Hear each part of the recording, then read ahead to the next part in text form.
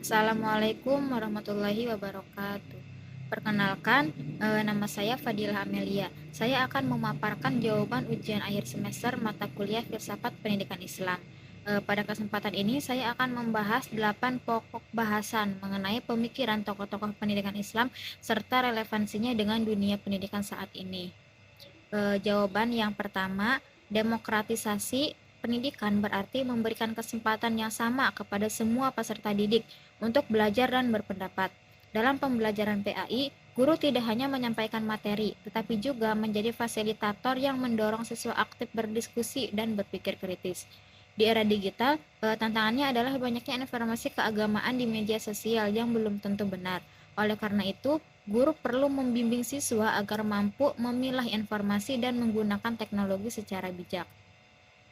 Jawaban yang kedua adalah, menurut Ibnu Khaldun, pendidikan harus dilakukan secara bertahap, sesuai kemampuan peserta didik dan tidak hanya menekankan hafalan. Pemikiran ini sejalan dengan kurikulum merdeka yang berpusat pada siswa. Contohnya, pada materi kejujuran, siswa dapat berdiskusi mengenai kasus di lingkungan sekitar, lalu membuat proyek kampanye kejujuran. Dengan begitu, mereka tidak hanya memahami teori, tetapi juga menerapkannya dalam kehidupan sehari-hari. Soal yang nomor 3 adalah, Kiai Haji Ahmad Dahlan menekankan pentingnya mengintegrasikan ilmu agama dan ilmu pengetahuan modern. Pemikiran ini sangat relevan karena saat ini masih banyak terjadi masalah moral seperti perundungan, penyalahgunaan media sosial, dan rendahnya tanggung jawab. Melalui pembelajaran pendidikan agama Islam yang menghubungkan nilai-nilai Islam dengan kehidupan nyata, siswa diharapkan memiliki kecerdasan sekaligus akhlak yang baik. Jawaban nomor 4 adalah, Kiai Haji Hashim Asy'ari menempatkan adab sebagai bagian penting dalam pendidikan. Ilmu yang tinggi tidak akan bermanfaat tanpa akhlak yang baik. Karena itu, guru harus menjadi teladan bagi peserta didik, sementara siswa perlu menghormati guru dan proses belajar. Pendidikan karakter harus dibiasakan dalam kehidupan sehari-hari, bukan hanya diajarkan melalui teori. Lalu soal yang nomor 5, Ahmad Hasan menekankan pentingnya kembali kepada Al-Quran dan hadis sebagai sumber utama ajaran Islam. Beliau juga mendorong umat untuk berpikir kritis berdasarkan dalil yang benar. Menurut saya, pemikirannya bersifat reformis karena bertujuan memperbaiki kualitas pemahaman umat sehingga pendidikan Islam tetap relevan dengan perkembangan zaman. Lalu soal nomor 6 jawabannya, filsafat pendidikan Islam memiliki 3 landasan utama, yaitu yang pertama ada ontologi, membahas hakikat manusia dan tujuan pendidikan.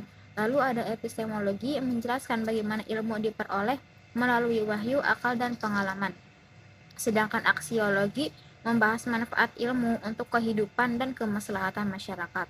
Ketiga aspek tersebut harus saling melengkapi agar pendidikan menghasilkan manusia yang berilmu dan berakhlak. Selanjutnya yang nomor 7, menurut Syekh Muhammad Naqib Al-Atas, tujuan pendidikan adalah membentuk manusia yang beradab melalui konsep ta'dib. Konsep ini memiliki kesamaan dengan tujuan pendidikan nasional, yaitu membentuk manusia yang beriman, berakhlak mulia, dan bertanggung jawab. Oleh karena itu, pembelajaran tidak boleh hanya mengejar nilai akademik, tetapi juga pembentukan karakter. Lalu soal yang terakhir, jawabannya, Ismail Raji Al-Faruqi mengemukakan bahwa ilmu pengetahuan perlu dipadukan dengan nilai-nilai Islam. Contohnya, materi tentang zakat dapat dihubungkan dengan pembelajaran mengenai kemiskinan dan kepedulian sosial. Dengan model pembelajaran seperti ini, siswa tidak hanya memahami teori, tetapi juga terdorong untuk memberikan manfaat bagi masyarakat. Sebagai kesimpulan, pemikiran para tokoh pendidikan Islam menunjukkan bahwa tujuan pendidikan bukan hanya meningkatkan pengetahuan, tetapi juga membentuk akhlak, karakter, dan tanggung jawab sosial. Nilai-nilai tersebut masih sangat relevan untuk menghadapi tantangan pendidikan era modern. Terima kasih atas perhatian yang diberikan. Wassalamualaikum warahmatullahi wabarakatuh.